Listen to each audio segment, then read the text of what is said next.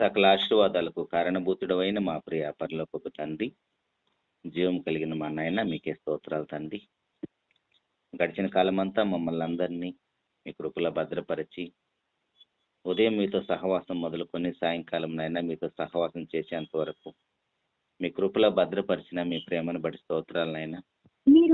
మరొకసారి తండ్రి, మా బ్రతుకు పుస్తకమైన బైబిల్లో నుంచి కొన్ని విషయాలు మేము ధ్యానించడానికి పరిశుద్ధాత్మ సహాయంతో మమ్మల్ని అందరినీ నడిపించండి. ప్రతి మాటను మాకు అర్థం చేయించిన తండ్రి నాయనా, విని ప్రకటించి మమ్మల్ని మేము మోసపుచ్చుకోకుండా మీ పిల్లలంటే ఎలా ఉండాలో మాకు నేర్పించమని అల్పుడైన నేను మరొకసారి మీ సర్వ సమాజంతో మీ మాటలు పంచుకోబోతుండగా పరిశుద్ధాత్మ సహాయంతో నన్ను మమ్మల్ని అందరినీ నడిపించమని తండ్రి, ఈ కార్యక్రమం అంతా మీ నామానికి మహిమకరంగా, మా ఆత్మ రక్షణకరంగా మీరే దీవించి ఫలింపు చేయమని మీ యొక్క ప్రియ కుమారుడు మా ప్రభువైన యేసుక్రీస్తు వారి పరిశుద్ధమైన, ఉన్నతమైన, ఘనమైన నామమున ప్రార్థించి అడిగి వేడుకుంటున్నాము తండ్రి, ఆమేన్.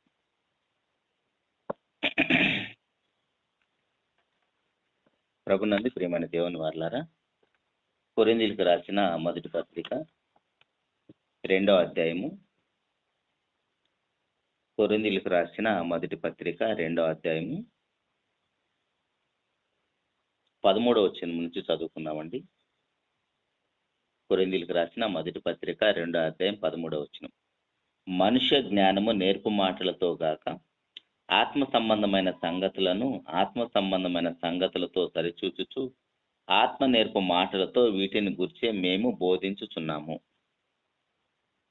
ప్రభునందు ప్రియమైన దేవుని వర్లారా, దేవునికి మహాకృపను బట్టి ఉదయం, మధ్యాహ్నం, సాయంత్రం కూడా దేవుని యొక్క సన్నిధిలో, పరిశుద్ధుల సహవాసములో దేవుని మాటలు మన వినుటకు దేవుడు మనకి ఇస్తున్న యొక్క భాగ్యాన్ని బట్టి ముందుగా తండ్రి అయిన దేవునికి ప్రభువైన యేసుక్రీస్తు వారి పేరట నాకు స్తుతులు, స్తోత్రాలు తెలియజేస్తూ మీ అందరూ కూడా మరోసారి ప్రత్యేకమైన వందనాలు తెలియజేస్తూ నేటి వాక్యాన్ని వినుటకు ప్రేమపూర్వకంగా ఆహ్వానిస్తున్నానండి.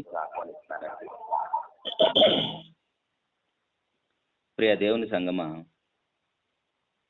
బైబిల్ మనం చదువుతున్నప్పుడు, వింటున్నప్పుడు కూడా మరి ముఖ్యంగా మనకు ఉండవలసిన మెలకువ ఏంటంటే, మనుష్య జ్ఞానము నేర్పు మాటలతో కాక ఆత్మ సంబంధమైన సంగతులతో సరిచూస్తూ ఆత్మ నేర్పు మాటలతోనే మనము వాక్యాన్ని వినటమైనా, బోధించటమైనా చేయాలి. అలా చేయనప్పుడు పరిస్థితులు ఎంత దారుణంగా ఉంటాయో కొన్ని విషయాలను మనం బైబిల్లోకి వెళ్ళి ఆలోచించే ప్రయత్నం చేద్దాం. ప్రియ దేవుని సంగమా, అంధకార సంబంధమైన లోకములో ప్రభువైన యేసుక్రీస్తు వారు వెలుగుగా అవతరించారు, మనందరికీ తెలుసు. ఆ వెలుగు ఆయన అవతరించి ప్రతి వ్యక్తిని కూడా ఆయన వెలిగిస్తూ వెళ్తున్నాడు, మనకు తెలుసు 2000 సంవత్సరాలుగా. అయితే ప్రభువారు వచ్చింది దేనికోసము, ఆయన ఈ లోకంలోకి రావటానికి ఎన్నో కారణాలు ఉన్నాయి. కానీ వాటన్నిటిని కూడా మరి ముఖ్యంగా క్రైస్తవ సమాజం పక్కన పెట్టేసి ఎక్కువ శాతం క్రీస్తు ప్రభు వారి దగ్గరికి ఎందుకు రమ్మని ఆహ్వానం పలుకుతున్నారో మనము సోషల్ మీడియాలోనూ, కొన్ని సంఘాల్లో కొంతమంది సేవకులు నోట వింటున్నప్పుడు చాలా బాధగా ఉంటుంది. అఫ్కోర్స్ ఈ మాటలు మనం వింటున్నప్పుడు కొంత ఇబ్బందిగా ఉంటుంది. దయచేసి అర్థం చేసుకోవటానికి ప్రయత్నం చేద్దాం. అందుకని ఆత్మ సంబంధ సంగతులతో సరిచూస్తూ మనం వాక్యపు వెలుగులో ఈరోజు వాక్య ధ్యానంలోకి వెళ్దామండి. ప్రభువారు వచ్చింది భూలోకంలో అంధకారంలో కొట్టుమిట్టాడుతున్న ప్రతి మనిషిని వెలిగించాలని ఆయన వెలుగుగా ఈ లోకంలో అవతరించాడు. ఆ వెలుగుగా వచ్చిన ఆయన ప్రతి వ్యక్తిని వెలిగిస్తూ వెళ్తున్నాడు. యోహాను సువార్త 1వ అధ్యాయము 4వ వచనంలో, యోహాను సువార్త 1వ అధ్యాయము 4వ వచనంలో, ఆయనలో జీవం ఉండెను, ఆ జీవం మనుషులకు వెలుగై ఉండెను, ఆ వెలుగు చీకటిలో ప్రకాశించుతున్నది గాని చీకటి దాన్ని గ్రహింపకుండెను. ప్రభువైన యేసుక్రీస్తు వారిలో జీవం ఉందంట, ఆ జీవం మనుషులకు వెలుగై ఉన్నదంట. ఆ వెలుగు చీకటిలో ప్రకాశించున్నది కానీ ఆ చీకటి మాత్రం దాన్ని గ్రహింపకున్నది. అదేవిధంగా 8వ అధ్యాయము 12వ వచనంలో కూడా, ఇదే యోహాను సువార్త 8వ అధ్యాయం 12వ వచనంలో కూడా మరలా యేసు, నేను లోకమునకు వెలుగును, నన్ను వెంబడించువాడు చీకటిలో నడవక జీవపు వెలుగు కలిగి ఉండునని వారితో చెప్పాను. ప్రభువారిలో ఏముందని పరిశుద్ధాత్ముడు రాయించాడండి? ఆయనలో వెలుగుందంట. ఆ వెలుగు చీకటిలో ప్రకాశిస్తూ ప్రతి వ్యక్తిని వెలిగిస్తుంది. ప్రతి వ్యక్తిని వెలిగిస్తున్నప్పుడు అందరూ వెలుగు సంబంధులు అవుతున్నారు. కానీ అక్కడక్కడ పరిస్థితులు ఎలా ఉన్నాయంటే, ఆయన చీకటిలో ప్రకాశిస్తున్నప్పుడు కూడా చీకటి ఆ వెలుగుని గుర్తించటం లేదంట.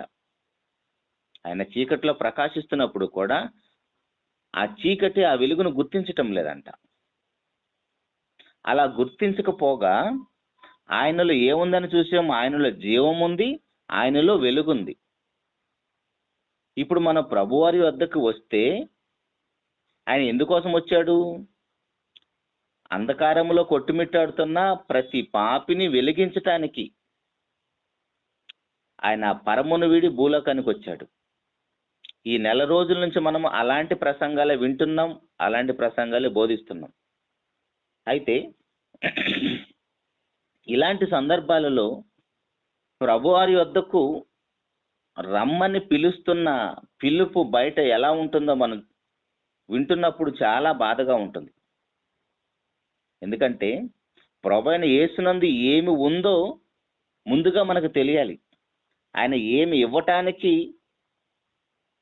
మహిమలోకాన్ని విడిచి పాపులున్న లోకానికి వచ్చాడో ముందుగా మనకు తెలిస్తే ఆయన ఏం అడగాలో మనకు అర్థమవుతుంది. ముందుగా అసలు ఆయనలో ఏముంది, ఏమి లేదు అన్న విషయం కూడా మనకు తెలియాలి. ఆయన ఏమి ఇవ్వటానికి వచ్చాడు? ప్రభువైన యేసుక్రీస్తు వారు మనకి ఏమి ఇవ్వటానికి వచ్చాడు? ఆయనలో జీవం ఉందంట. ఆ జీవం మనకి ఇవ్వటానికి వచ్చాడు. కానీ మనం ప్రభువారి వద్దకు ఆ జీవం కోసమే వస్తున్నామా? ఒకసారి ఆలోచిద్దామండి జాగ్రత్తగా. నేటి వాక్య దానములో మనల్ని మనం వ్యక్తిగతంగా పరిశీలన చేసుకుందాం. నేను దేనికోసం ప్రభు వద్దకు వచ్చాను? నేను ప్రభు వద్దకు దేనికోసం వచ్చాను? ఈరోజు వాక్యం అయిపోయిన తర్వాత ఒకసారి మనం ఆత్మ పరిశీలన చేసుకుందాం. నేను ప్రభు వద్దకు ఎందుకు వచ్చాను? ఆ జీవం కోసమే వచ్చానా? ఆయనలో ఉన్న వెలుగుతో నేను వెలిగింపబడటం కోసమే వచ్చానా లేదన్న విషయాన్ని అర్థం చేసుకుందాం. ఎందుకు ఇదే విషయాన్ని పదే పదే మనం వినవలసి వస్తుందంటే, కొరింథీయులకు రాసిన మొదటి పత్రిక 15వ అధ్యాయము 19వ వచనంలో, కొరింథీయులకు రాసిన మొదటి పత్రిక 15వ అధ్యాయము 19వ వచనంలో, ఈ జీవిత కాలం మట్టుకే మనము క్రీస్తునందు నిరీక్షించు వారమైన ఎడల మనుషులందరికంటే దౌర్భాగ్యులమై ఉందుము. ఎవరితో మాట్లాడుతున్న మాట అండి? సాక్షాత్తు మనలాంటి సంఘముతో మాట్లాడుతున్న మాట, కొరింథీ సంఘంతో మాట్లాడుతున్న మాట, క్రైస్తవేతరులతో మాట్లాడుతున్న మాట కాదు. సంఘంలో ఉన్న వారితోనే మాట్లాడుతున్న మాట ఏంటంటే, ఈ జీవిత కాలం మట్టుకే మనము క్రీస్తునందు నిరీక్షించు వారమైన ఎడల మనుషులందరికంటే దౌర్భాగ్యులం. అంటే క్రీస్తు దగ్గరకు వచ్చిన తర్వాత అంధకార సంబంధమైన అధికారాన్ని, మరణ భయాన్ని, పాపపు జీవితాన్ని ఇవన్నీ వదిలేసుకొని క్రీస్తు ప్రభు దగ్గరకు వచ్చిన తర్వాత, జ్యేష్ఠుల సంఘంలో చేర్చబడిన తర్వాత, క్రైస్తవులుగా పిలువబడుతున్న తర్వాత, దేవుని పిల్లలమని ప్రకటించబడుతున్న తర్వాత మన విషయంలో మనము క్రీస్తునందు నిరీక్షణ ఏ విషయంలో ఉంచాలి? ఈ జీవితం మట్టుకే ఉండకూడదా? అదే చెప్తున్నాడండి. ఈ జీవిత కాలం మట్టుకే మనం క్రీస్తునందు నిరీక్షణ కలిగిన వారమే ఉండకూడదు. ఈ జీవిత కాలం అంటే ఈ భౌతిక సంబంధమైన జీవితం గురించి మాట్లాడుతున్నాడు. ఈ జీవిత కాలం మట్టుకంటే ఈ భౌతిక సంబంధమైన మనం ఈ ఆరేడు నేల మీద ఎంతకాలం ఉంటామో ఆ భౌతిక కాలం ఎంతకాలం ఉంటామో దానికోసం మనము క్రీస్తునందు నిరీక్షణ కలిగి ఉండకూడదంట.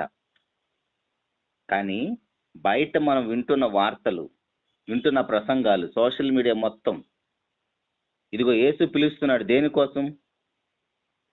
జాగ్రత్తగా అర్థం చేసుకుందామండి. మీకు వివాహాలు కావటం లేదా? మీకు ఉద్యోగం లేదా, మీకు ప్రమోషన్ రావటం లేదా, మీకు ఆరోగ్యం సరిగ్గా లేదా, మీకు పిల్లలు పుట్టడం లేదా, లేదా మీ కుమారుడు కుమార్తె చావుకు సిద్ధమై ఉన్నారా, వారిని బ్రతికిస్తాడు. మీకు అప్పుల బాధలా, లేదా మీకు కోర్టు సమస్యలా, ఇలా ప్రతిదాని కోసం ప్రభు దగ్గరకు రమ్మని పిలుస్తున్న పిలుపులు మనం వింటూనే ఉన్నాం. ఇక దేవుని సంగమా, జాగ్రత్తగా మనం ఆలోచిద్దామండి. రాత్రి కాలం మందు ప్రభు దగ్గర మనం ఎలాంటి నిరీక్షణ కలిగి ఉండాలి? ప్రభు యొద్ద మనం ఎలాంటి నిరీక్షణ కలిగి ఉండాలి? ఈ భౌతికమైన జీవితం కోసం ఆయన యొద్ద మనం నిరీక్షణ కలిగి ఉండాల్సిన అవసరం లేదు.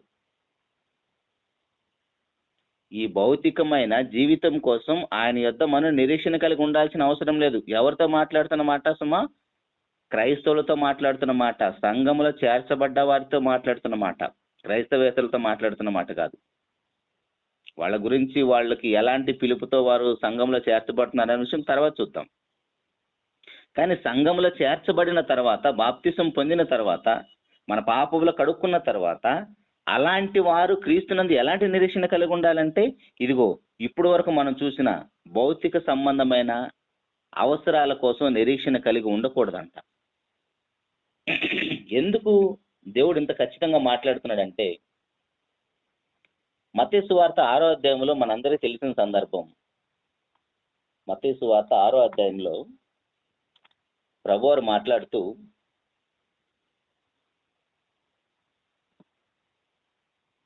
ఇవన్నీ మీకు కావాలనని మీ పరలోకపు తండ్రికి తెలియను. మనం ఏవైతే అడుగుతున్నామో, మత్తయి సువార్త 6వ అధ్యాయము 32వ వచనములు, ఇవన్నీ మీకు కావాలనని మీ పరలోకపు తండ్రికి తెలియను.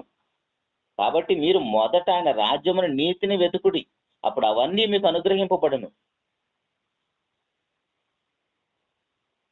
కానీ కొరింథీ సంఘములో 15వ అధ్యాయం 19వ వచనం మాట్లాడుతున్న మాట సంఘంలో చేర్చబడ్డ వారితో మాట్లాడుతున్న మాట. కానీ మనము సంఘంలో చేర్చబడిన తర్వాత కూడా మన దిగులు, మన చింతంతా ఏంటి? ఇదిగో పైన మాట్లాడుతున్నాడు,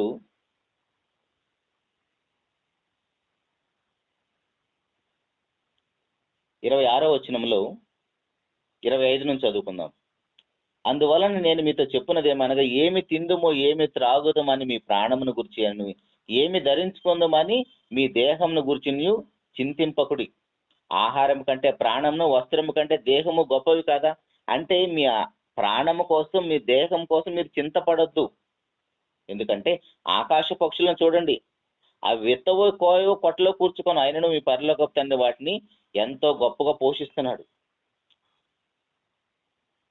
సొలొమోను సహితం కూడా ఒక గడ్డి పువ్వు కంటే గొప్పవాడు కాదని వాక్యం తెలియజేస్తుంది. కానీ మన సంఘంలో చేర్చబడిన తర్వాత, మన ప్రతి పాపాన్ని ప్రభు రక్తంలో కడుక్కున్న తర్వాత కూడా మన నిరీక్షణ అంతా దేనికోసం ఉంది? ఇదిగో భూ సంబంధమైన వాటి కోసమే ఉంది. సంఘంలో చేర్చబడిన తర్వాత మన నిరీక్షణ అంతా భూ సంబంధమైన వాటి మీద ఉండకూడదని వాక్యం ఖచ్చితంగా చెబుతుందండి. ఎందుకంటే ఆయన మన తండ్రిని మనం ఫిక్స్ అయిన తర్వాత, మనకు అర్థమైపోతే, ఇప్పుడు మన ఇంట్లో కూడా మనకు కూడా పిల్లలు ఉన్నారండి. మన పిల్లలు మనకి ప్రతిదీ అది కావాలి ఇది కావాలని అడగరు. వాళ్ళు అడగక ముందే వాళ్ళకి ప్రతి అవసరం, వారికి అవసరమైన ప్రతిదీ తీరుస్తాం. పిల్లల కోరికలు కాదు, వారి ప్రతి అవసరాన్ని మనం తీరుస్తాం. అలాగనే దేవుడు మనకు తండ్రి అయితే మన ప్రతి అవసరం ఆయన కృపలో మనకు తీర్చబడుతూనే ఉంది. ఇన్ని సంవత్సరాలుగా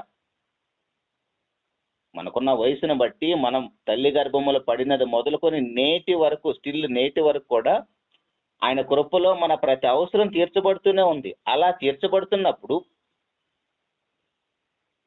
మరలా మనం తండ్రి యొద్దకు వచ్చేసి, నాయన నాకు అది కావాలి ఇది కావాలని అడుక్కుంటున్నామంటే, మనం తండ్రిని ఏం అడగాలో కూడా మనకు తెలియటం లేదు. కాబట్టి ప్రియ దేవుని సంఘములో చేర్చబడ్డ వారు ఈ జీవిత కాలం మట్టుకే మనం క్రీస్తునందు నిరీక్షణ కలిగిన వారమైతే, మనుషులందరికంటే సంఘములో ఉన్న మనల్ని ఈ భౌతిక జీవితం కోసం నిరీక్షణ కలిగి ఉంటే, మనుషులందరికంటే, లోకంలో ఉన్న వారందరికంటే నువ్వే దౌర్భాగ్యురాలని వాక్యం తెలియజేస్తుందండి. అటు ప్రియ దేవుని సంగమా, ఇలా బైబిల్లో కూడా మంచి ప్రవక్త దేవుని యొక్క ప్రభు యొక్క మార్గంను సరళం చేయడానికి వచ్చిన మంచి భక్తుడు యోహాను గారు కూడా ప్రభువుని ఒక విషయంలో అనుమానిస్తాడండి. ప్రభువుని ఒక విషయంలో అనుమానిస్తాడు. ఏమని అనుమానిస్తాడంటే, యోహాను గారు జైల్లో ఉంటాడు. యోహాను గారు జైల్లో ఉంటాడు. అలా జైల్లో ఉన్నప్పుడు ఆయన మాట్లాడిన మాట 11వ అధ్యాయం మత్తయి సువార్త 2వ వచనములో, మత్తయి సువార్త 11వ అధ్యాయం 2వ వచనములో, క్రీస్తు చేయుచున్న కార్యముల గురించి యోహాను చెరసాలలో విని, రాబోవాడవి నీవేనా, మేము మరి ఒకని కొరకు కనిపెట్టవలెనా అని ఆయన అడుగుటకు తన శిష్యులను పంపెను. ఏమండి, జరుగుతున్న అద్భుత కార్యక్రమాలు, సూచక్రియలు ఇవన్నీ చూసిన తరువాత కూడా యోహాను గారికి ఎందుకు చిన్న అనుమానం వచ్చిందండి. ఎప్పుడైతే యోహాను గారికి చిన్న అనుమానం వచ్చేసిందో, ఆ యోహాను గురించి యేసుప్రభువు కింద 11వ అధ్యాయము మీరు చివరి వరకు చదువుకుంటా వస్తుంటే, పరలోక రాజ్యములు అల్లుపుడైన వాడు ఇతని కంటే గొప్పవాడు, బాప్తిస్మిచ్చి యోహాను కంటే గొప్పవాడు అని చెప్తున్నాడు. కానీ యోహాను గారు ఎంత గొప్పవాడండి, స్త్రీలు కనిన వారిలో బాప్తిస్మిచ్చి యోహాను కంటే గొప్పవాడు ఎవడు లేడని చెప్పాడు. అంత గొప్పవాడైన యోహాను గారు ఒక ప్రభు విషయంలో చిన్న అనుమానాన్ని వ్యక్తపరిచినందుకు, మేము ఇంకా వేరే వాళ్ళ కోసం మనం ఎదురు చూడాలని అనుమానాన్ని వ్యక్తం చేసినందుకు, పరలోక రాజ్యములో సంఘములో ఆయన స్థానం పడిపోయిందండి. ఎంత స్థాయికి పడిపోయిందంటే, పరలోక రాజ్యములు అలుపుడైన వాడు ఇతని కంటే గొప్పవాడు. ఇక్కడ మనం ఆలోచించాల్సిన, అసలు మనం సంఘంలో ఉన్నామా? ఆ సంఘం అంటే ఎంత గొప్పదో ఆలోచించండి. సంఘం అంటే పాతాళపు లోకపు యొక్క ద్వారములు దాని ఎదుట నిలవలేరు అంట. అంత గొప్ప సంఘములో నిజంగా నువ్వు ఉన్నావా? ఉంటే నువ్వు నిజంగా యోహాను గారి కంటే గొప్పవాడని వాక్యం తెలియజేస్తుంది. అది కూడా భౌతిక సంబంధమైన నిరీక్షణ కలిగి లేకపోతే, భౌతిక సంబంధమైన నిరీక్షణ మనకు లేకుండా మనం నిజంగా సంఘములో అలుపుడు స్థాయిలో ఉన్నా సరే మనం నిజంగా చాలా ధన్యులమండి. ఎందుకంటే యోహాను గారు హేరోదు రాజు ఫిలిప్పు భార్యని హేరోదియను ఆయన దగ్గర చేర్చుకోవటం వలన అది ఖండించినందుకు హేరోదు రాజు యోహాను గారిని జైల్లో పెట్టిస్తాడు. అలా జైల్లో ఉన్న యోహాను గారు ఏమని కోరుకుంటున్నాడంటే, నేను జైల్లో ఉన్నాను కదా, నిజంగా మేము ఎవరి కోసమైతే ఎదురు చూస్తున్నామో ఆయన వస్తే నేను ఈ జైల్లో నుంచి విడిపింపబడాలని ఆశ కలిగి ఉన్నాడేమో ఒకవేళ. అందుకోసమే అనుమానించాడు. ఎందుకంటే బైబిల్లో మనకు ఒక మంచి మాట కనపడుతుంది. యెషయా గ్రంథము 61వ అధ్యాయము, యెషయా గ్రంథము 61వ అధ్యాయం 1వ వచనములో, యెషయా గ్రంథం 61వ అధ్యాయం 1వ వచనంలో, ప్రభువు యెహోవా ఆత్మ నా మీదికి వచ్చి ఉన్నది, దీనులకు సువర్తమానం ప్రకటించుటకు యెహోవా నన్ను అభిషేకించను, నలిగిన హృదయము గల వారిని దృఢపరుచుటకును, చెరలోనున్న వారికి విడుదలను, బంధింపబడిన వారికి విముక్తిని ప్రకటించుటకును, యెహోవా హితవస్త్రము మన దేవుని ప్రతిదండన దినము ప్రకటించుటకును, దుఃఖాక్రాంతులను ఓదార్చుటకును. ఇలా పాత నిబంధనలో రాయబడిన చెరలో ఉన్న వారికి విడుదల కలుగుతుందంటే, నిజంగా ఆయన వస్తే చెరలో ఉన్న నాకు విడుదల కలుగుతుందని ఒకవేళ యోహాను గారు అనుకున్నాడేమో. సో అందుకోసం ఆయన, మేము ఇంకా వేరే వాళ్ళ కోసం నేను ఎదురు చూడాలా, లేదు ఆయన నువ్వేనా అని చిన్న అనుమానాన్ని వ్యక్తం చేశాడండి. కాబట్టి ప్రియ దేవుని సంగమా, ఇక్కడ మనం చెరలో ఉన్నవారంటే ఏ చెరలో ఉన్నవారు, ఏ నలిగిన వారు, ఏ బంధకములో ఉన్నవారు? అపవాది కట్టిన కట్లల్లో ధర్మశాస్త్రం అనే చెరలో ఉన్న వారిని విడుదల చేయడానికి ఆయన వచ్చాడు. ఇలా జైల్లో ఉన్న వారిని విడుదల చేయటానికి, ఇలాంటి వారి కోసం కాదు మన ప్రభువైన యేసుక్రీస్తు వారు పరమయుడి భూలోకానికి వచ్చింది. ఎందుకంటే బైబిల్లో కొంతమంది భక్తులను మనం చూసినప్పుడు ఆయన ఎందుకోసం వచ్చాడో క్లియర్గా మనకు అర్థమవుతుంది. యోహాను గారు కూడా భౌతికంగానే ఆలోచించారు, కానీ మనం కూడా ఈ లోక సంబంధమైన వాటి కోసమే ప్రభు దగ్గరికి వచ్చి ఉంటాం. ఆలోచించండి. ఇప్పటి వరకు మనం తెలుసో తెలియకనో ఏదో ప్రభు దగ్గరికి వస్తే ఏదో మేలు జరుగుతుందని ఒకవేళ వచ్చి ఉన్నామేమో, కానీ ప్రభు దగ్గరకు వస్తే మనం ఈ భౌతిక సంబంధమైన వాటి కోసం రాకూడదు. ఈ భౌతిక సంబంధం వాటి కోసం నిరీక్షణ కలిగి రాకూడదు. ఒకవేళ ఎవరో తెలియని వారు వాళ్ళ బిడ్డకి ఏదో బాగోలేదు, వీళ్ళు వచ్చేసి అమ్మ యేసుప్రభు నమ్ముకో నీ బిడ్డకు బాగవుతుంది అని చెప్పారు. నిరీక్షణ కలిగి ఉన్నారు, ఎదురు చూశారు, అన్ని హాస్పిటల్ తిరిగారు, తీరా ఆ బిడ్డ చనిపోయింది. వారు ఏదైతే నిరీక్షణ కలిగి ఉన్నారో ఆ బిడ్డ చనిపోయినప్పుడు ఇప్పుడు వీళ్ళ నిరీక్షణ ప్రభు వైపు ఉంటుందా? ఈయనేనా ఆయన, లేదా ఇంకా మేము వేరే వాళ్ళ కోసం ఏమైనా ఎదురు చూడాలా? అలాంటి అనుమానం వస్తుందా రాదండి? కాబట్టి ప్రభువుని పరిచయం చేస్తున్న మనము కూడా ప్రభువుని దేనికోసం పరిచయం చేయాలో ఖచ్చితంగా మనకు తెలిసి ఉండాలండి. నిజంగా పెళ్లిళ్ళ కోసం, ఉద్యోగాల కోసం, ప్రమోషన్ల కోసం, ఆర్థిక సమస్యల కోసం, అనారోగ్య సమస్యల కోసం ప్రభు దగ్గరికి రావాలండి? ఆలోచించండి. ఇవన్నీ కూడా లోకంలో వారికి నెరవేరటం లేదా? క్రీస్తుని ఎరగని వారికి పెళ్లిళ్ళు కావట్లేదా, పిల్లలు పుట్టట్లేదా, రోగాలు పుట్టలేదా, ఆర్థిక సమస్యలు తీర్చడం లేదా? మరి వారికి మనకి తేడా ఏంటి? దానికోసమే ప్రభు వస్తే, ఆలోచించండి, భౌతిక సంబంధమైన అవసరాలు తీర్చడం కోసమే ప్రభు వస్తే, ప్రభు చనిపోయి పరమునకు చేర్చబడిన తరువాత శిష్యులు ఎందుకు మరలా వెళ్ళి చేపలు పట్టుకున్నారు? ఒకసారి ఆలోచించండి. అందుకే ప్రియ దేవుని సంగమా, ప్రారంభం వచ్చిన మనం చదువుకుంది ఆత్మ సంబంధమైన సంగతులను ఆత్మ సంబంధమైన సంగతులతో సరిచూసుకుంటూ వాక్యాన్ని నేర్చుకుందామని. అంటే మన ప్రభు వారు వచ్చిన ఒక ప్రత్యేకమైనది ఏదో మనకి ఇవ్వటానికి వచ్చాడు. ప్రభుని అర్థం చేసుకున్న పౌలు శీలల గురించి మనకు తెలుసండి. పౌలు శీలలు చెరసాలలో ఉన్నప్పుడు వాళ్ళు పాటలు పాడుతుండగా ఆ చెరసాల బ్రద్దలైపోయింది, భూకంపం వచ్చేసింది అక్కడ. ఆ భూకంపం వచ్చినప్పుడు ఖైదీలందరూ కూడా పారిపోయారు అనుకొని ఆ జైలు అధికారి తనను తాను కత్తి తీసుకొని చంపుకోబోయాడండి. కానీ పౌలు గారు వచ్చేసి మాట్లాడుతున్నాడు, మేమంతా ఇక్కడే ఉన్నాం, మేము పారిపోయే వాళ్ళం కాదు. అంటే పారిపోవడానికి అవకాశం ఉన్నా, చెరసాల బ్రద్దలైపోయినా, భూకంపం వచ్చినా సరే వారు పారిపోలేదు. ఎందుకంటే వారికి ఆ పరిస్థితి లేదు. వారు ఎక్కడున్నా సరే ప్రభువుని మహిమపరుస్తున్నారు, తండ్రిని మహిమపరుస్తున్నారు. అనేక ఆత్మను రక్షించడానికి వారు అలా సిద్ధపడి ఉన్నారు. అందుకే వారికి ఎంత ఇబ్బంది వచ్చినా, ఎంత కష్టం వచ్చినా, ఎంత నష్టం వచ్చినా సరే ఆ విషయంలో వాళ్ళు అసలు ఫీల్ అవటం లేదు.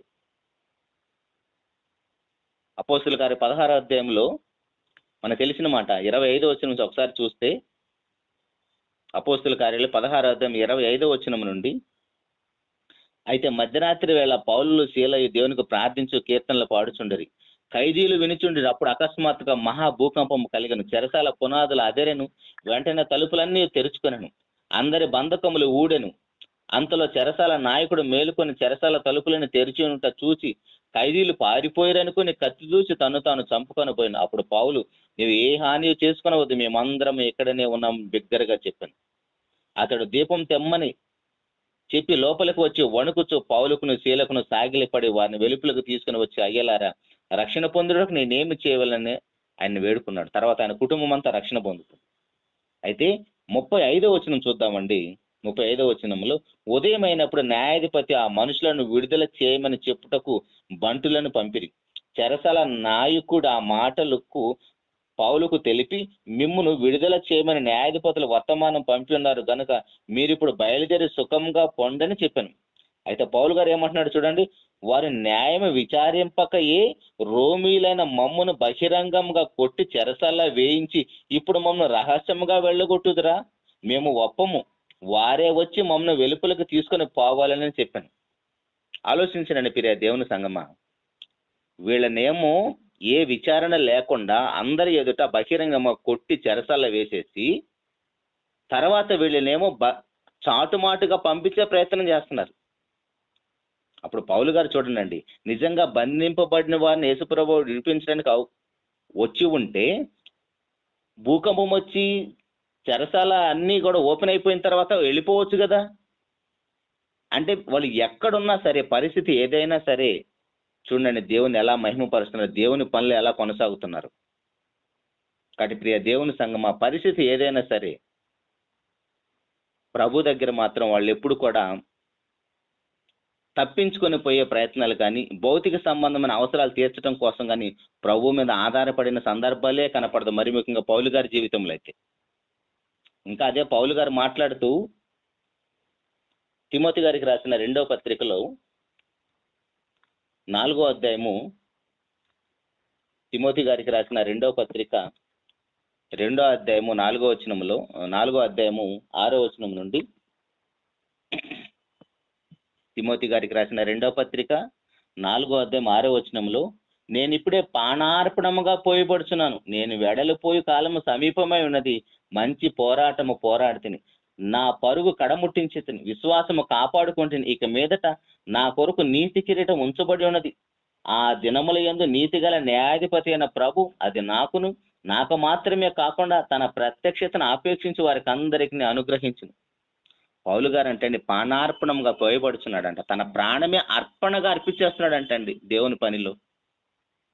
మంచి పోరాటం పోరాడాను, నా విశ్వాసాన్ని కాపాడుకున్నాను. పరిస్థితులు ఎంత దారుణంగా ఉన్నా సరే తన విశ్వాసాన్ని కోల్పోలేదండి.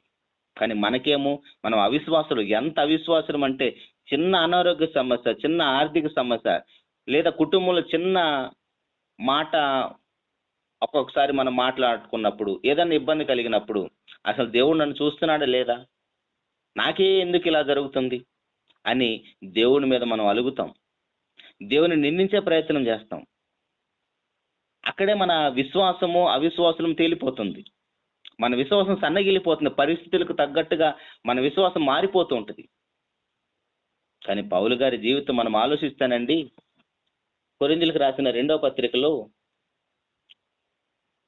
ఆయనకు జరిగిన సందర్భాలన్నీ చూసినప్పుడు పౌలు గారికి ఎందుకు అవిశ్వాసం రాలేదో నాకు అర్థం కాలేదండి. పౌలు గారు అలాంటి పరిస్థితుల్లో కూడా నేను ఇందు నిమిత్తమే సేవలోకి వచ్చాను, ఇందు నిమిత్తమే దేవుడు నన్ను ఎన్నుకున్నాడని సిద్ధపడిపోయాడండి హృదయపూర్వకంగా. భౌతిక సంబంధమైన ఎలాంటి పరిస్థితి తనకు ఎదురైనా సరే విశ్వాసంలో తను మరలా వెనుక తిరిగి చూడలేదండి. కొరింథీయులకు రాసిన 2వ పత్రిక 11వ అధ్యాయము 23 నుంచి చూస్తే పౌలు గారి పడిన కష్టాలు అన్నీ ఇన్ని కాదండి. మరి అలాంటి కష్టాల్లో కూడా పౌలు గారు ఎక్కడ కూడా మరలా వెనక్కి తిరిగి చూడలేదు. ఏంటి ప్రభు నా పరిస్థితి, నీ పనే చేస్తున్నాను కదా, నాకెందుకు ఇన్ని కష్టాలని అన్న మాటే ఉండదండి. ఆలోచించండి, మనం క్రీస్తునందు నిరీక్షణ ఉంచితే దేని విషయంలో ఉంచాలో చూస్తున్నామండి. కొరింథీయులకు రాసిన 1వ పత్రిక 15-19 చదివాం మనం.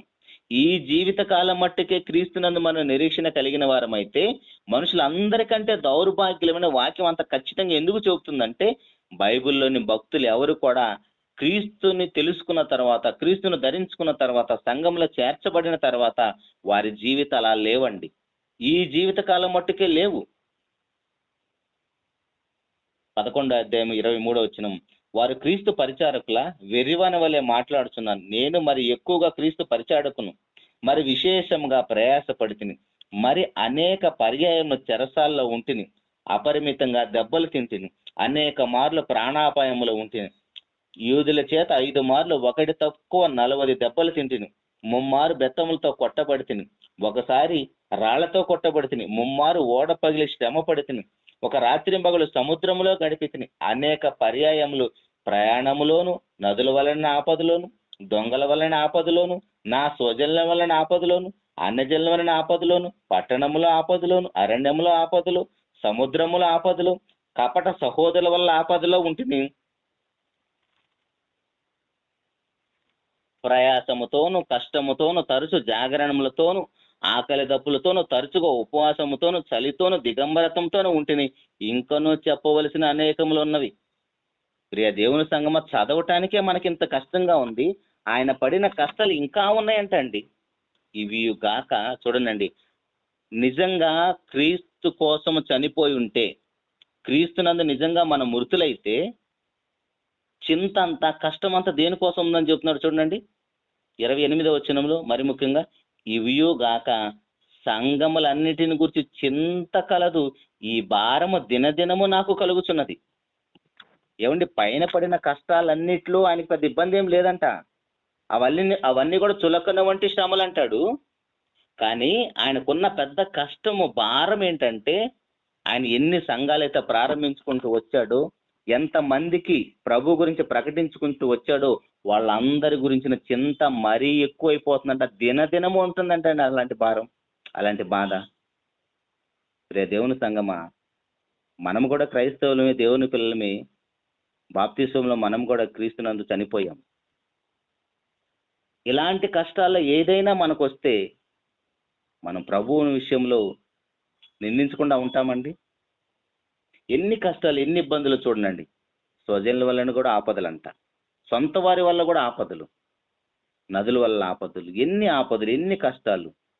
తరచూ కష్టముతోనూ జాగరణములతోనూ ఆకలి దప్పులతో, ఏంటి ప్రభు నీ పనే చేస్తున్నాడు కదా, నాకేంటి కడుపు బాధ, కనీసం నా ఆకలి తీర్చలేవా అని మనం ఎన్నిసార్లు దేవుణ్ణి అని ఉంటాం ఆలోచించండి. కానీ పౌలు గారు మహానుభావులండి. అసలు ఈ శరీరం ఉందే మీకు సువార్త ప్రకటించడానికి.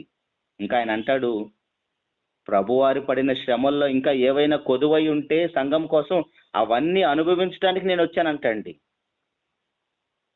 ప్రభువారు పడిన శ్రమల్లో ఇంకా కొదువైన ఏమైనా ఉంటే ఒక పాపి రక్షణ కోసం ఆ శ్రమలన్నీ అనుభవించడానికే దేవుడు నన్ను ఎన్నుకున్నాడు అంటాడండి.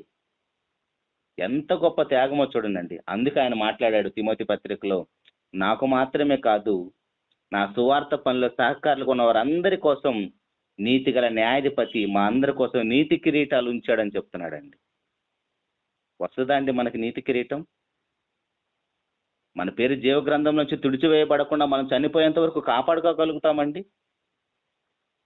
ప్రియ దేవుని సంగమా, ఇప్పుడు చూద్దామండి. మనం క్రీస్తునందు మనం నిజంగా నిరీక్షణ కలిగి ఉంటే దేనికోసం నిరీక్షణ కలిగి ఉండాలో, మరి ముఖ్యంగా క్రైస్తవులు సంఘంలో చేర్చబడ్డవారు నిరీక్షణ కలిగి ఉంటే దేనికోసం నిరీక్షణ కలిగి ఉండాలో చూద్దాం. ఇంతవరకు మనం చూసింది భౌతిక సంబంధమైన వాటి కోసం మనం నిరీక్షణ కలిగి ఉండకూడదని చూసాం. ఇప్పుడు క్రీస్తునందు నిజంగా మనం నిరీక్షణ కలిగి ఉంటే దేనికోసం నిరీక్షణ కలిగి ఉండాలో చూద్దాం. పేతురు గారు రాసిన మొదటి పత్రిక మొదటి అధ్యాయము, పేతురు గారు రాసిన మొదటి పత్రిక మొదటి అధ్యాయము 3వ వచనములో,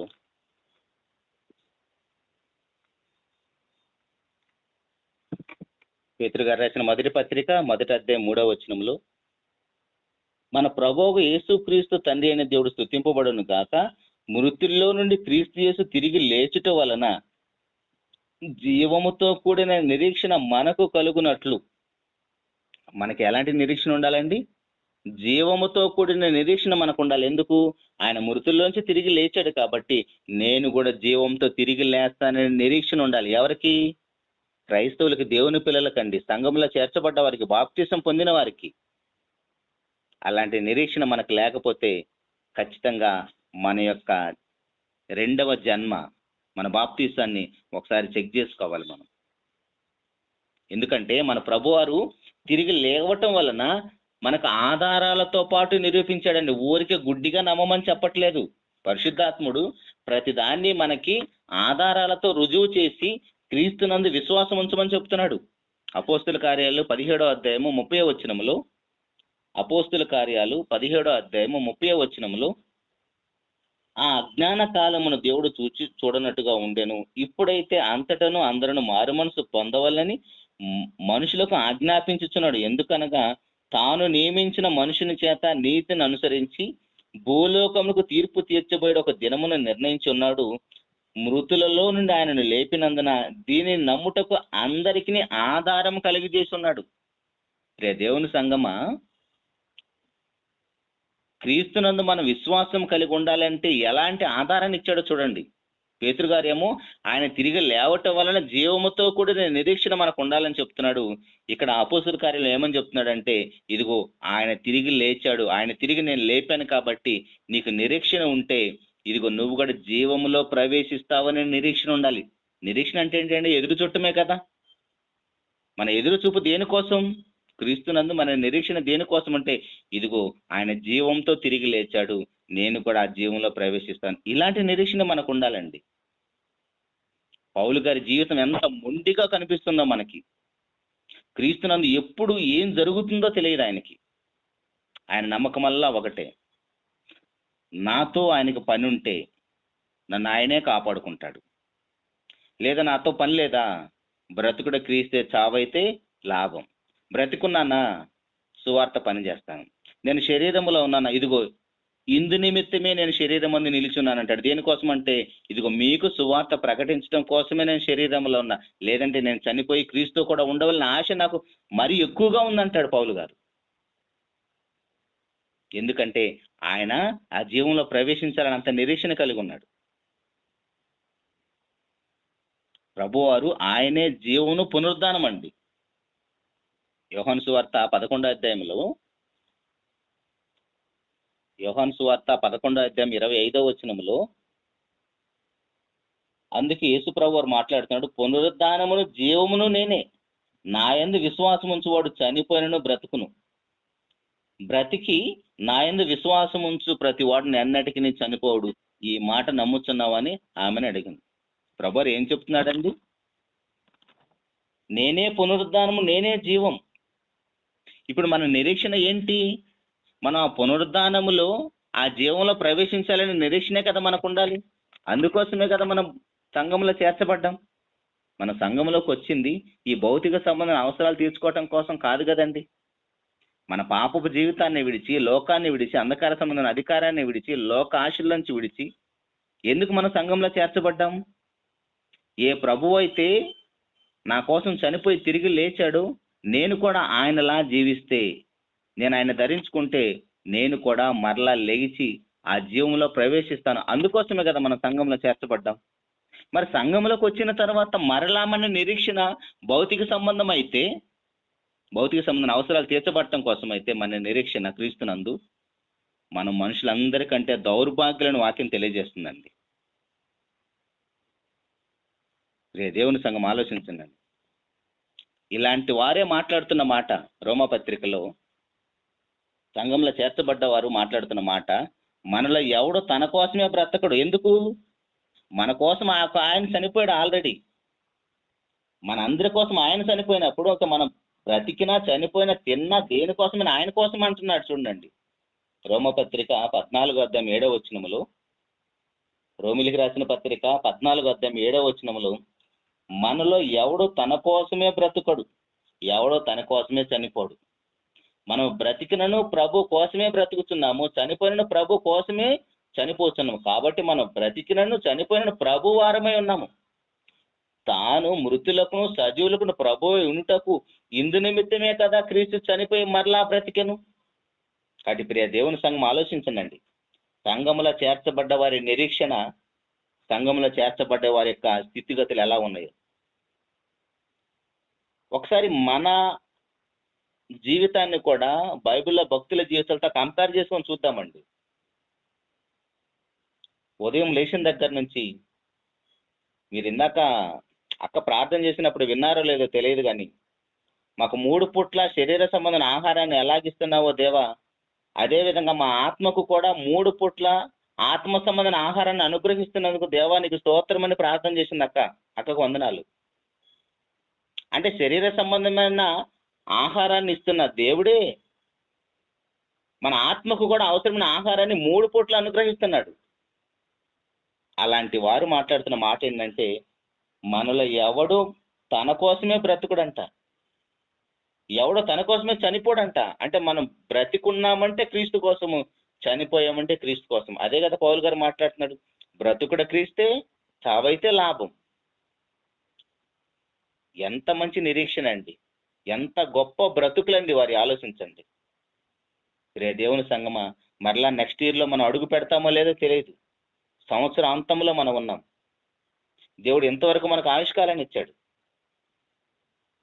ఇందాక అక్క ప్రార్థనలు ఇంకొక మాట కూడా ప్రస్తావించింది ఏంటంటే, ఇదిగో నాయన 3 సంవత్సరాల నుంచి ఈ చెట్టును నువ్వు ఫలాలు వెతుకుతున్నావు, మరి ఆ ఫలం ఈ సంవత్సరం మనం కాస్తామో లేదో తెలియదు.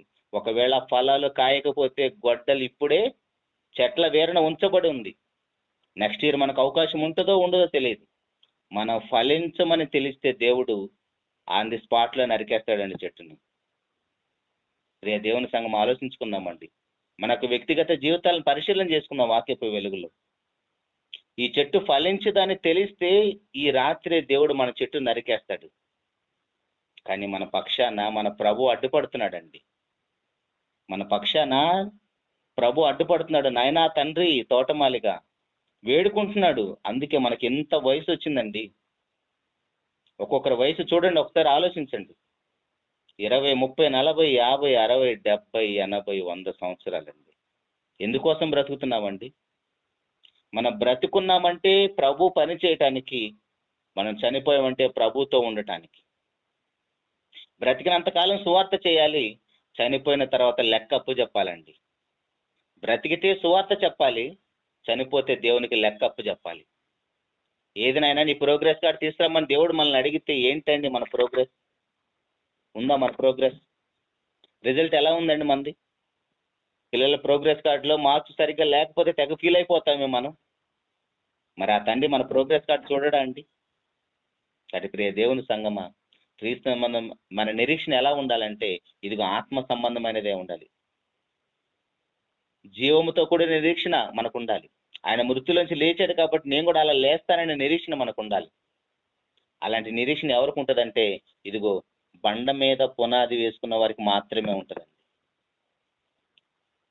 కొలసీలకు రాసిన పత్రిక 1వ అధ్యాయము 23వ వచనములో, కొలసీలకు రాసిన పత్రిక 1వ అధ్యాయం 23వ వచనములో, పునాది మీద కట్టబడిన వారై స్థిరముగా ఉండి మీరు విన్నట్టు ఆకాశము క్రింద ఉన్న సమస్త సృష్టికి ప్రకటింపబడినట్టు ఈ సువార్త వలన కలుగు నిరీక్షణ నుండి తొలగిపోక విశ్వాసమందు నిలిచి ఉండిన ఎడల అది మీకు కలుగును.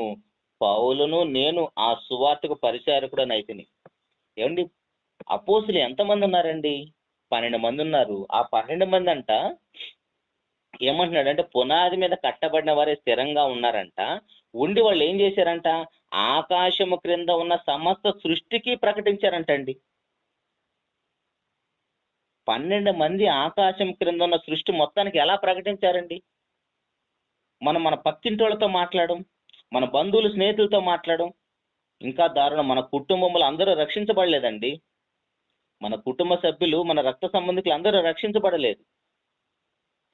ఈ క్షణమే ప్రభు వచ్చినా, ఈ క్షణమే మనలో ఎవరికైనా మరణం వచ్చినా వారు రక్షించబడకపోతే పరిస్థితి ఏంటండి? కానీ వీరంట పునాది మీద కట్టబడిన వారై స్థిరముగా ఉండి ఆకాశము క్రింద ఉన్న సమస్త సృష్టికి ప్రకటించారంటండి సువార్త. అంటే పునాది మీద కట్టబడితే ఏ పునాది మీద? అపోస్తులు ప్రవక్తలు వేసిన పునాది అండి.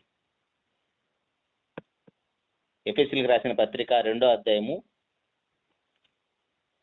19వ వచనంలో, ఎఫెసీయులకు రాసిన పత్రిక 2వ అధ్యాయం 19వ వచనంలో, కాబట్టి మీరిక మీదట పరజనులు పరదేశులై ఉండక పరిశుద్ధులతో ఏకపట్టణస్థులు దేవుని ఇంటివారినై ఉన్నారు. క్రీస్తు యేసే ముఖ్యమైన మూలరాయి ఉండగా అపోస్తులను ప్రవక్తలను వేసిన పునాది మీద మీరు కట్టబడి ఉన్నారు. అపోస్తులు ప్రవక్తలు వేసిన పునాది మీద మనం కట్టబడి ఉంటే సువార్త ప్రకటించకుండా ఉండలేమండి. కొలసీ పత్రికలో అదే చూసాం.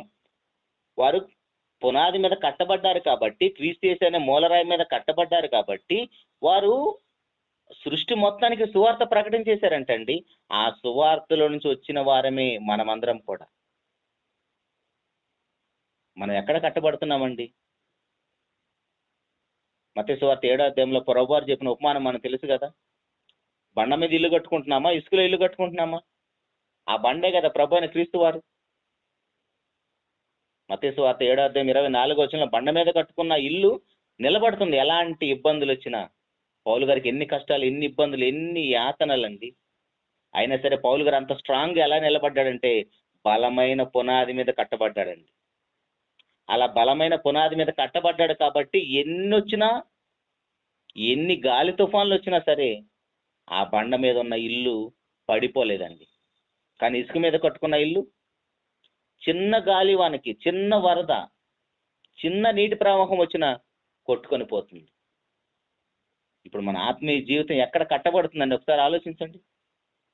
ప్రియ దేవుని సంగమా, నిజంగా మనము చాలా ధన్యులు. మనం ఇంకా బ్రతికున్నాం. ఈ మాటలు మనకు వినిపింపజేయటానికే దేవుడు మనల్ని ఇంకా బ్రతికించాడు. కాబట్టి మనకి ఎలాంటి నిరీక్షణ కలిగి ఉండాలంటే మనము శుభప్రదమైన నిరీక్షణ కలిగి ఉండాలంటాడండి తీతు గారితో పౌలు గారు అంటూ. ఇలాంటి మనము శుభప్రదమైన నిరీక్షణ కలిగి ఉండాలంటున్నాడు. తీతు పత్రిక 2వ అధ్యాయము 11వ వచనములో తీతు గారికి రాసిన పత్రిక 2వ అధ్యాయం 11వ వచనములో, ఏలయనగా సమస్త మనుషులకు రక్షణకరమైన దేవుని కృప ప్రత్యక్షమై మనం భక్తిహీనతను ఇహలోక సంబంధమైన దురాశను విసర్జించి శుభప్రదమైన నిరీక్షణ కలిగి ఉండాలంటున్నాడండి. ఇప్పుడు మనకి శుభప్రదమైన నిరీక్షణ కలిగి ఉండాలంటే కండిషన్ ఏమని చెప్తున్నాడండి? మనము భక్తిహీనతను ఇహలోక సంబంధమైన దురాశలను విడిచిపెట్టాలి. అసలు ఇహలోక సంబంధ దురాశలు ఎలా విడిచిపెడతాం? మనము యేసు ప్రభు దగ్గరకు వచ్చిందే ఈ లోక సంబంధమైన వాటి కోసం. యేసు ప్రభు దగ్గరకు వచ్చిందే మనము ఈ లోక భౌతిక సంబంధమైన అవసరాలు తీర్చుకోవటం కోసం వచ్చాం. అట్లాంటిది మనము భక్తిహీనతను ఇహలోక సంబంధ దురాశలను విసర్జించకపోతే మనకు శుభప్రదమైన నిరీక్షణ ఉండదంటండి. మనుషులందరికీ కలిగే రక్షణ ఆ దేవుని కృప ప్రత్యక్షమైంది. అందరూ రక్షించబడాలనే దేవుని కృప కోరుకుంటుంది. ఆ రక్షణలో మనం అడుగు పెట్టాలంటే, అలాంటి శుభప్రదమైన నిరీక్షణ మనకు ఉండాలంటే కండిషన్ ఏంటంటే, ఇదిగో భక్తిహీనతను ఇహలోక సంబంధ దురాశలను మనం విడిచిపెట్టాలి. ఈ రెండింటిని మనం విడిచిపెట్టకుండా ఆ రక్షణలో మనం అడుగు పెట్టలేం. ప్రియ దేవుని సంగమా, చూడండి మనకి ఎలాంటి నిరీక్షణ కావాలో. ఇంకా అదే కొలసీ పత్రికలో మనకి మహిమతో కూడిన నిరీక్షణ ఉందని చెప్తున్నాడు. కొలసీలకు రాసిన పత్రికలోనే 1వ అధ్యాయం 27వ వచనములో, కొలసీలకు రాసిన పత్రిక 1వ అధ్యాయం 27వ వచనములో మనకి మహిమ నిరీక్షణ ఉందంటున్నాడు క్రీస్తునందు. అన్ని జనులలో ఈ మర్మం యొక్క మహిమైశ్వర్యం ఎట్టిదో అది అనగా మీ యందున్న క్రీస్తు మహిమ నిరీక్షణ అయి ఉన్నాడు. మీ యందున్న క్రీస్తు ఆయన మహిమే ఉన్నాడంటండి. నిజంగా మనలో క్రీస్తు ఉన్నాడండి? నిజంగా మనలో క్రీస్తున్నాడా? నిజంగా మనలో క్రీస్తుంటే మన మనసు అంతా ఎటుంటది? ఇప్పుడు మన క్రీస్తు ఎక్కడ ఉన్నాడో మన మనసు అక్కడ ఉంటది. ఇప్పుడు మనకి బాగా ఇష్టమైన వాళ్ళు ఉన్నారండి, భర్త, భార్య, పిల్లలు, స్నేహితుడు, మన మనసు అంతా వాళ్ళ చుట్టూనే తిరుగుతూ ఉంటది. ఇప్పుడు నిజంగా క్రీస్తు మనలో ఉంటే ఇప్పుడు క్రీస్తు ప్రభువారు ఎక్కడున్నారు? ఆయన పరలోకములో తండ్రి కుడిపార్శ్వంలో ఉన్నాడు. ఇప్పుడు మన మనసంతా కూడా పరలోకం వైపే ఉంటది. 3వ అధ్యాయం 1వ వచనంలో అదే ఉంటది కదా. కొలసీలకు రాసిన పత్రిక 3వ అధ్యాయం 1వ వచనంలో, మీరు క్రీస్తు కూడా లేపబడిన వారైతే, ముందు చనిపోవాలి కదా క్రీస్తులో. నిజంగా మనం క్రీస్తులో చనిపోయిన వారమైతే ఆయనతో లేపబడతాం. మీరు క్రీస్తు కూడా లేపబడిన వారైతే పైనున్న వాటినే వెతుకుడి, అక్కడ క్రీస్తు దేవుని కుడిపార్శ్వంలో కూర్చుని ఉన్నాడు. నిజంగా మనం క్రీస్తులో చనిపోయి ఉన్నామా లేదో ఒకసారి ఆలోచన చేసుకోవాలండి. నిజంగా క్రీస్తునందు మనం చనిపోకపోతే మన మనసంతా కూడా భూ సంబంధమైన వాటి మీదే ఉంటది. క్రీస్తునందు మనం చనిపోకపోతే మన మనసంతా కూడా భూ సంబంధమైన వాటి మీదే ఉంటదండి. ఫిలిప్పీలకు రాసిన పత్రిక 3వ అధ్యాయం 19వ వచనములో, క్రీస్తునందు నిజంగా మనం చనిపోకపోతే మన మనసంతా కూడా భూ సంబంధమైన వాటి మీదే ఉంటది. ఫిలిప్పీలకు రాసిన పత్రిక 3వ అధ్యాయము 19వ వచనంలో, నాశనమే వారి అంతము, వారి కడిపే వారి దేవుడు, వారు తాము సిగ్గుపడవలసిన సంగతుల యందు అతిశయపడుచున్నారు, భూ సంబంధమైన వాటి అందే మనసుంచుచున్నారు. ఎందుకు భూ సంబంధమైన వాటి అందే మనసు ఉంటుంది వాళ్ళకి? వారు క్రీస్తునందు చనిపోలేదు. నిజంగా క్రీస్తునందు చనిపోయి ఉంటే క్రీస్తు వలె మనం కూడా తిరిగి లేస్తాం. నిజంగా క్రీస్తునందు మనం చనిపోయి ఉంటే క్రీస్తు వలె తిరిగి లేస్తే మన మనసంతా కూడా పరలోకం అయిపోయి ఉంటది. ఎందుకంటే మనల్ని లేపిన మన ప్రభువు తండ్రి కుడిపార్శ్వంలో ఉన్నాడండి. మనం ఇంకా భూ సంబంధమైన వాటి అందే మనసు ఉంచుతున్నామంటే మనం క్రీస్తునందు చనిపోలేదని అర్థం. ప్రియ దేవుని సంగమా, ఎన్ని పరిస్థితులు ఎంత దారుణంగా కనబడుతున్నాయి చూడండి. మన ఆత్మ సంబంధమైన జీవితానికి ఎన్ని అడ్డుబండలు కనపడుతున్నాయి చూడండి. మరి వీటిలో నుంచి మనం బయటపడకపోతే ఈ రాత్రి ప్రభు మనల్ని పిలిచిన, లేదా మన ప్రభు వారు వచ్చిన ఏంటండి మన పరిస్థితి? కొలసీలకు రాసిన పత్రిక 3వ అధ్యాయం 4వ వచనం కూడా ఒకసారి చూద్దాం.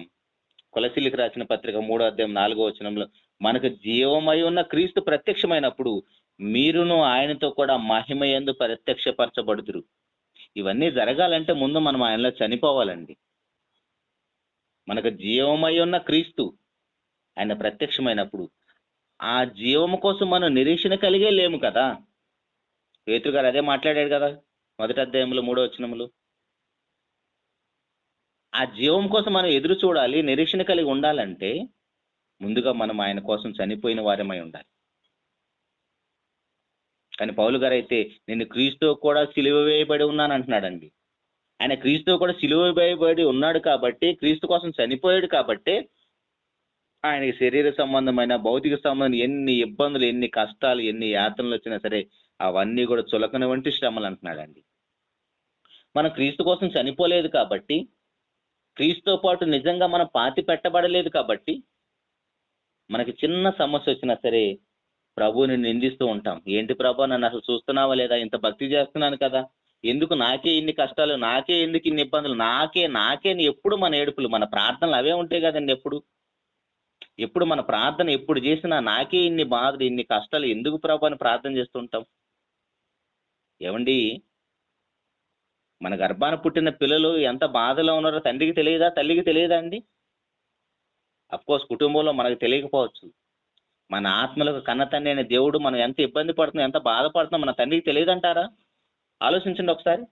అసలు ఈ ఇబ్బంది, కష్టం ఎందుకు వచ్చిందో ఆలోచించాం. మనం ఆ సమస్య నుంచి ఎదుర్కొని ఆ సమస్యకు పరిష్కారం చూపించమని వేడుకోం, తీసేయమని వేడుకుంటూ ఉంటాం. సుఖ దుఃఖాలను దేవుడే జతపరిచి ఇచ్చాడు కదండి. ప్రసంగ గ్రంథం చదువుకుంటాం మనం. సుఖ దుఃఖాలను దేవుడే జతపరిచిస్తే ఒకదాన్ని తీసేయమంటే అర్థం ఏంటి? ఎప్పుడు ఒకటే ఉంటుంది మనకి. ఎప్పుడండి మనకు ఒకటే ఉంటుంది? సుఖమో దుఃఖమో ఏదో ఒకటే ఎప్పుడు ఉంటుంది? మనం చనిపోయినప్పుడే కదండి. ఆ కష్టాలు, నష్టాలు, ఇబ్బందులు అన్నీ తీసేయమని వేడుకుంటున్నామంటే అర్థం ఏంటంటే మనం చంపేయమని దేవుని వేడుకుంటున్నాం. కానీ మనం ఏం అడుక్కోవాలో మనకు తెలియదు కాబట్టి ఆ తండ్రి మనల్ని కాపాడుకుంటూ వస్తున్నాడండి. గలతీయులకు రాసిన పత్రిక 2వ అధ్యాయం 20వ వచనంలో పౌలు గారు మాటలు, నేను క్రీస్తుతో కూడా సిలువ వేయబడి ఉన్నాను, ఇకను జీవించేవాడను నేను కాను, క్రీస్తే నా యందు జీవించును. అటు ప్రియ దేవుని సంగమా, మనకు అలాంటి పరిస్థితి రావాలంటే ఖచ్చితంగా మనము క్రీస్తులో చనిపోయిన వారమే ఉండాలి. అలా క్రీస్తులో మనం చనిపోకపోతే, క్రీస్తులో నిజంగా ఆలోచించండి, ముగిస్తాను. క్రీస్తులో మనం చనిపోకపోతే మన పాపంలోనే ఉండి చనిపోతామండి. ప్రభువారు చెప్పిన మాట చూసుకొని ముగించుకుందాం. యోహాను సువార్త 8వ అధ్యాయము, యోహాను సువార్త 8వ అధ్యాయం 21వ వచనంలో, మరి ఒకప్పుడు ఆయన, నేను వెళ్ళిపోతున్నాను, మీరు నన్ను వెదుగుదురు గాని మీ పాపములోనే ఉండి చనిపోదురు, నేను వెళ్ళి చోటికి మీరు రాలేరని వారితో చెప్పాను. ఎందుకు వారు పాపంలో నుండి చనిపోతారంటే 24వ వచనంలో, మీరు విశ్వసించని ఎడల మీరు పాపంలో నుండి చనిపోతారని చెప్తున్నాడు. ఏమని విశ్వసించాలి? ఆయన వచ్చిందే నిన్ను తీసుకొని పోవటానికి. ఆ క్రీస్తునందు మనకి నిరీక్షణే లేదు. ఆయనే జీవము, మార్గము, వెలుగు, ఆయన సత్యం, జీవం. అదని మనం గుర్తించలేదు కాబట్టి, అలా విశ్వసించలేదు కాబట్టి పాపములోనే ఉండి చనిపోతాం. మరి మన విశ్వాసం అంతా దేనికోసం ఉంది? ఇంతవరకు ప్రభు మీద, ఇంతవరకు మన విశ్వాసం అంతా దేని మీద ఉంది? ఇదిగో భూ సంబంధించిన అవసరం ఏదో తీరుస్తాడు, మన అక్కర్లన్నీ తీరుస్తాడని ఒకవేళ విశ్వాసం కలిగి ఉన్నామా, పాపంలోనే ఉండి చనిపోతామని వాక్యం తెలియజేస్తుందండి ఖచ్చితంగా. కాబట్టి ప్రియ దేవుని సంగమా, మనం నిజంగా విశ్వసించి ఉంటే, క్రీస్తునందు మనం నిరీక్షణ కలిగి ఉంటే, జీవంతో కూడిన నిరీక్షణ మనకు కలిగి ఉంటే, శుభప్రదమైన నిరీక్షణ మనకుంటే, ఆ మహిమలో మనం ప్రత్యక్షం అవ్వాలంటే ఖచ్చితంగా మనకు ఉండాల్సింది క్రీస్తునందు సరైన విశ్వాసం ఉండాలి. అలాంటి విశ్వాసం మనకు ఉండాలంటే మన ఆంతర్య పురుషుడు దినదినము నూతన పరచబడుతూ ఉండాలండి. మన ఆంతర్య పురుషుడు దినదినము నూతన పరచబడుతూ ఉండాలి. మన శరీర శక్తి కోసం ఎన్నో ఇబ్బందులు పడుతూ ఉంటామండి. పొద్దున్న లేచి వాకింగ్లని, జిమ్లని, జాగింగ్లని, యోగాలని ఎన్ని చేస్తామండి. అవన్నీ కూడా మన శరీర సంబంధమైన శక్తి కోసమే. మరి ఆత్మ సంబంధమైన శక్తి మనకు ఎలా వస్తుంది? ఆత్మ సంబంధమైన శక్తి మనకు ఎలా వస్తుందండి? ఎఫెసీయులకు రాసిన పత్రిక 3వ అధ్యాయము 15వ వచనంలో, ఎఫెసీయులకు రాసిన పత్రిక 3వ అధ్యాయం 15వ వచనంలో, మీరు అంతరంగ పురుషుని యందు శక్తి కలిగి ఆయన ఆత్మ వలన బలపరచబడినట్లుగా క్రీస్తు మీ హృదయంలో విశ్వాసం ద్వారా నివసించినట్లుగాను తన మహిమైశ్వర్యం చొప్పున మీకు దయచేయవలనని మీరు దేవుని సంపూర్ణత యందు పూర్ణులగునట్లు ప్రేమయందు వేరుపడి స్థిరపడి సమస్త పరిశుద్ధులతో కూడా దాని వెడల్పు పొడుగు లోతు ఎత్తు ఎంతో గ్రహించుకొనుటకు జ్ఞానమునకు మించిన క్రీస్తు ప్రేమ మిమ్మును తెలుసుకొనుటకు తగిన శక్తి కలిగిన వారు కావాలని ప్రార్థించుచున్నాను. ప్రియ దేవుని సంగమా, ఒక సేవకుడు సంగతులు ఎన్ని విషయాలు అభివృద్ధి చెందాలని కోరుకుంటున్నాడు చూడండి. అంతరంగ పురుషుని యందు శక్తి కలిగి ఉండాలంటున్నాడండి. అలాంటి ప్రార్థన ఎంత గొప్ప ప్రార్థన చూడండి. అది పౌలు గారు చేసిన ప్రార్థన అండి. ప్రియ దేవుని సంగమా, ఇంతవరకు మనం విన్న మాటలు ఒకసారి మరలా జ్ఞాపకం చేసుకుంటే, ఇదిగో క్రీస్తునందు మన నిరీక్షణ కలిగి ఉంటే దేనికోసం నిరీక్షణ కలిగి ఉన్నాం? ఈ భౌతిక సంబంధమైన అవసరాలు తీర్చడం కోసం నిరీక్షణ కలిగి ఉన్నామా? నిజంగా ప్రభు వారు వచ్చిన దానికోసమేనా? ఆయనలో జీవం ఉంది, ఆయనలో వెలుగు ఉంది. అంధకార సంబంధమైన జీవితాల్లో కొట్టుమిట్టాడుతున్న మన జీవితాలను వెలిగించడానికి ఆయన వేకు చుక్కగా మన జీవితాల్లోకి వచ్చాడు. ఆ వెలుగు చీకట్లో ప్రకాశిస్తున్నా సరే చీకటి ఆ వెలుగును గుర్తించడం లేదంటండి. నిజంగా మన ఇంట్లో మన గదిలో లైట్ వేస్తే చీకటి పారిపోతుందండి. ఒకసారి ఏది చూడండి, లైట్ వేసిన వెంటనే చీకటి పారిపోతుంది. మరి ప్రభువారు వచ్చి 2000 సంవత్సరాలు గడిచిపోయినా మన జీవితం ఇంకా అంధకార సంబంధమైన అధికారమే కొట్టుమిట్టాడుతూ ఉంటే, ఆ అధికారంలో మనం ఉన్నామంటే మన హృదయంలో ప్రభువారు వెలిగినట్టేనా? మన హృదయంలో ప్రభువారు అడుగు పెట్టినట్టేనండి? నిన్నటి వరకు బెత్లెహేంలో యేసు పుట్టినని ఎగిరాం కదా, గెంతాం కదా, ఆనందపడ్డాం కదా. ఆయన బెత్లెహేంలో పుడితే సరిపోతుందండి? మన హృదయంలో కదా పుట్టాలి. మన హృదయంలో పుడితే ఆ అంధకారం అంతా పారిపోతుందండి. ఆయన ఎక్కడెక్కడో పుడితే మనకేంటండి ఉపయోగం? ఆయన మన హృదయంలో పుట్టాలి. అప్పుడు మన అంధకారం అంతా, మన చీకటి అంతా, మన పాపం అంతా తీసివేయబడుతుంది. ఎప్పుడైతే ఆయన మన హృదయంలో పుడతాడో ఆంతరేయ పురుషుడు దినదినము నూతన పరచబడుతూ ఉంటాడు. అంతరంగంలో మనం శక్తి పొందుతామండి. అంతరంగంలో మన శక్తి పొందితే భూ సంబంధమైన ఎలాంటి పరిస్థితి, ఎలాంటి ఇబ్బంది, ఎలాంటి గాలివాన వచ్చినా సరే మనం పడిపోం. కారణం ఆ బలమైన బండ మీద మనం పునాది వేయబడ్డది. అది ప్రియ దేవుని సంగమా, మన పునాది నిజంగా ఆ బండ మీద, ఆ క్రీస్తు అనే బండ మీద వేయబడిందా, లేదా ఇసుక మీద కట్టుకున్న పునాది లాగా చిన్న గాలివానికి కొట్టుకొని పోయే పునాది లాగా ఉందా? ఒకసారి ఆత్మ పరిశీలన చేసుకొని, మన ప్రారంభంలో చదువుకున్న మాట, ఆత్మ సంబంధమైన సంగతులతో సరిచూసుకోవాలి. మనిషి నేర్పు మాటలతో కాదు అని, ఆత్మ నేర్పు మాటలతోనే మన జీవితాన్ని పరిశీలన చేసుకోవాలని ప్రారంభంలో మనం విన్నాం. అలా ముగింపులో కూడా అదే వింటున్నాం.